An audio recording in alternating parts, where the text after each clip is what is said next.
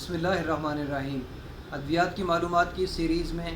آج ہم ڈائبٹیز اور پریگننسی کے بارے میں ڈسکس کریں گے کہ پریگننسی کے دوران جو ڈائبٹیز ہو جاتی ہیں اس سے بچے کی صحت پر کیا اثر ہوتا ہے۔ اگر بچے کی والدہ ڈائبٹیز کی پیشنٹ ہے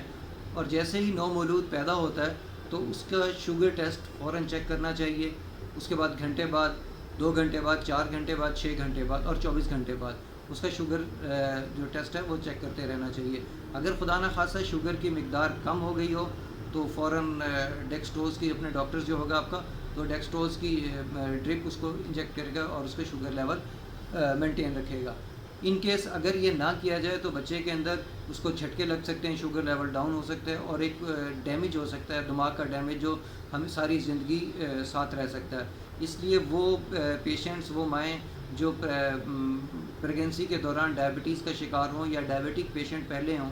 تو ان کو ایک خصوصی کیئر کرنی چاہیے۔ پہلے ہی اپنے ڈاکٹر، اپنی گائناکالوجسٹ کو بتانا چاہیے کہ میں ڈائبٹیز کی پیشنٹ ہوں اور اتنی دیر سے پیشنٹ ہوں، تاکہ ڈیورنگ برتھ اور آفٹر برتھ بچے کی جو کنڈیشن ہے اس کو دیکھنے کے لیے ایک ڈاکٹر وہاں پہ موجود ہو اور وہ ڈاکٹر اس کی کنڈیشن کو چیک کرتا رہے۔ ڈائبٹیز کی پیشنٹ اگر چاہتے ہیں کہ وہ چاہ رہی ہیں کہ یا وہ پلان کر رہی ہیں پریگننسی کا، تو ان کو اپنے گائناکالوجسٹ کو پہلے بتا دینا چاہیے۔ اگر ڈائبٹیز شوگر پریگننسی کے آخری ٹرائمسٹر میں ہو تو اس سے بھی کچھ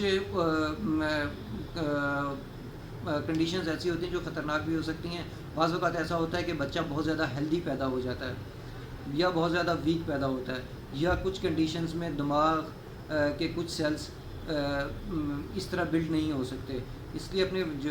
شوگر لیول کو چیک کرواتے رہنا چاہیے۔ اور اگر ڈائبٹیز کے جو پیشنٹ جو پہلے سے ہی ڈائبٹک ہیں، اگر وہ اپنے شوگر لیول کا خیال نہ کریں تو اس سے بھی بچے کے اندر نقائص پیدا ہو سکتے ہیں، جس میں کمر میں پھوڑا نکل آتا ہے، دماغ ٹھیک نہیں ہوتا، کچھ سیلز اس کے بنتے نہیں، مینٹلی ریٹارڈ بچے بھی ہوتے ہیں یا بہت زیادہ کمزور بچے ہوتے ہیں۔ اس لیے جیسے ہی آپ پریگننسی پلان کریں یا پریگننٹ ہوں تو اس میں اپنے گائناکالوجسٹ کو فوراً بتائیں، تاکہ آپ کا جو گائناکالوجسٹ ہیں وہ آپ کو شوگر مینٹین کرنے کے ساتھ ساتھ وہ بھی بتاتے رہے،